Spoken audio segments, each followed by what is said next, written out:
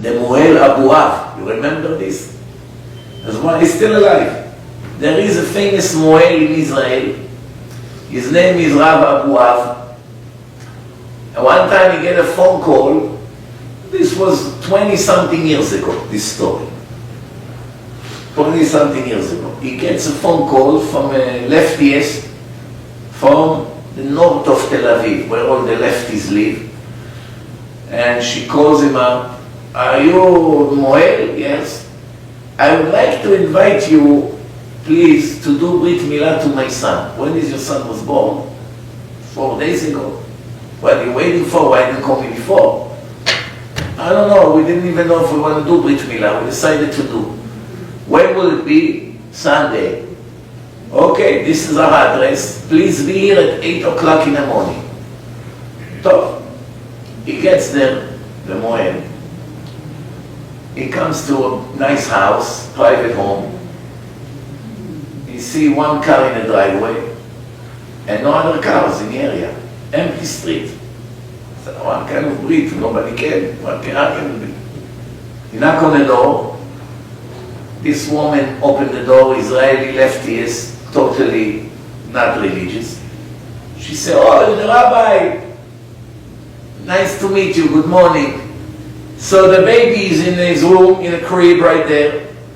You have an envelope on the table. When you're done, you can have it, it's for you.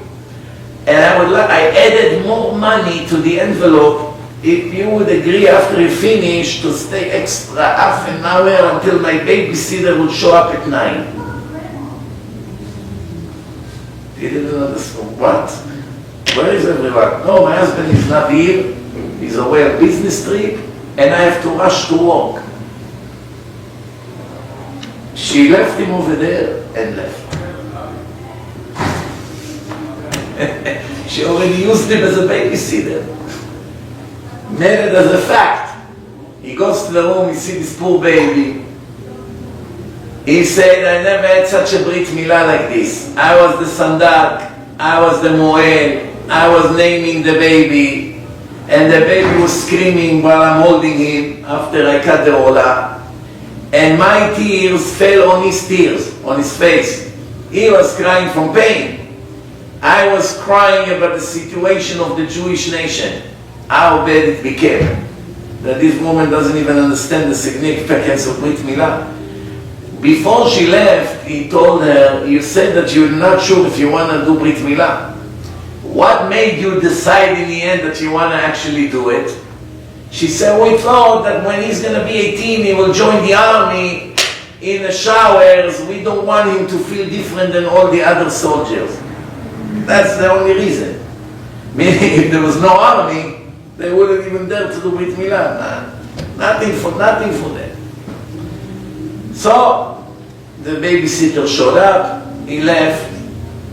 13 years later, he get a call. Are you the Mohel? Yes. You remember 13 years ago he came to Tel Baruch, to a house in the address such and such, and you did Brit Milah to my son? How can I forget? There's not a day I don't think about that Brit. She said, well, maybe you can help me out. My kid is becoming crazy. You know, this story, it's really funny if you really think about it. It's like someone has a beautiful, expensive cheese on the kitchen table, and he called the cat from the terrace, come watch the cheese until I come back. Imagine asking the cat to watch the cheese that nobody touched it. That's more or less what happened over here. This genius woman, she called the rabbi, she said, my son becoming crazy. I don't know. All of a sudden he started to talk about religion. He said he wants to go to religious school. Maybe you can come talk him out of it. He's the only religious person I know. Maybe you talk to him that he should go to regular school to stop with his nonsense. He realized that there is something deep. He started to be in touch with that boy. In the end, he convinced them to move him to yeshiva. He came, Baruch Hashem, Haredi, Tzaddik. That neshama got saved. No question in my mind, the tears of this Mohel that mixed with the tears of the Brit Milah, was not ignored by Hashem when the time came. This is a story. I actually told that story when I was in Eretz Israel 2 or 3 months ago. There's one very famous holy Mohel-Rabbi Kohen, Yerushalayim. He was with Chacham Ovadia Yosef, Rabbi Tzionato Shaul, Rav Ades, all the Chachamim. He was their Mohel. The biggest Sfaradi rabbis in the world used it. And he himself is a huge Chacham.